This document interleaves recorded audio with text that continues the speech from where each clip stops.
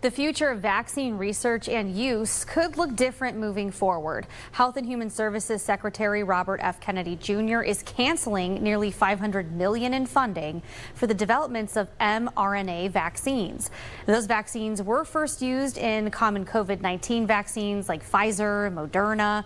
mRNA vaccines, unlike traditional ones, they can be produced within months, and it adapts to a virus that changes. Mr. Kennedy has been critical of the shots, calling them one of the deadliest ever made. Texas A&M virologist Dr. Ben Newman is back with us here at 5 to share his reaction to the funding cuts and the reasoning behind them. Doctor, thank you for taking the time. Anytime. How can I help? Yes, so Dr. Newman, can you first give us a better idea of what exactly mRNA vaccines are commonly used for and how they work? Cool thing is they can be used for anything. They are a way to show your immune system a little piece of something, whatever the bad thing is. And yeah, they can work against fungus, they can work against bacteria, cancer, RNA viruses, DNA viruses, anything out there that makes you sick. There is probably a way to use this, because what it's doing is using the body's natural way of making proteins, which is with mRNAs. That's how all our cells work, is mRNA technology.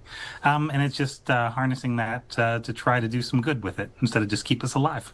I think some folks on the fence, some parents, because of the fears of myocarditis. Do you level with them that maybe there are some risks to mRNA?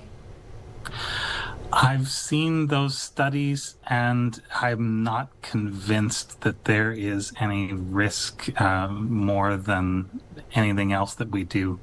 It looks pretty safe to me from the public data that's out there. Yeah, I think mostly this is sort of fear that's building on other fear, and I'd like to stop that, but I don't think I know how.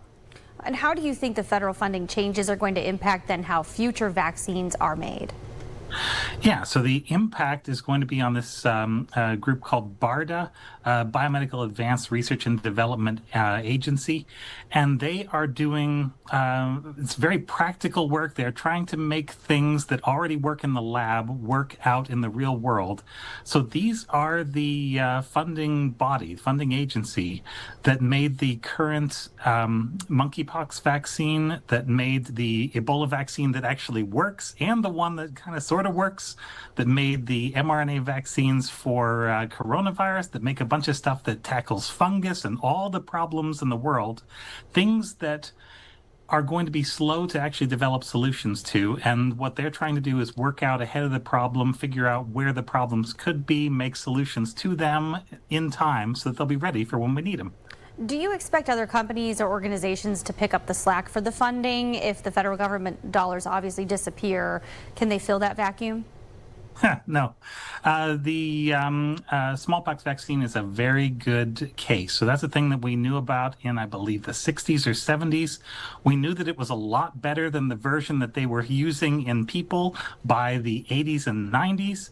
And this is a thing that just sat there on the shelf because there wasn't money to develop it and push it forward. And that's what BARDA did. They actually got it through clinical trials. And so now this much safer version of the vaccine is available to people. We're cutting out the legs from under a whole lot of scientific development that could really save people.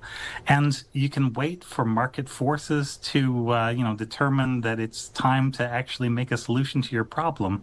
But the question would be, how many years do you want to wait next time you're sick for somebody to come up with a solution? That's the most heartbreaking thing I can think of, is when you're in a hospital and they tell you, well, we wish we had something we could do to treat you, but hasn't been developed yet. Well, we'll have to see how this has an impact on research and everything moving forward. Dr. Newman, thank you for joining us here at 5. Anytime.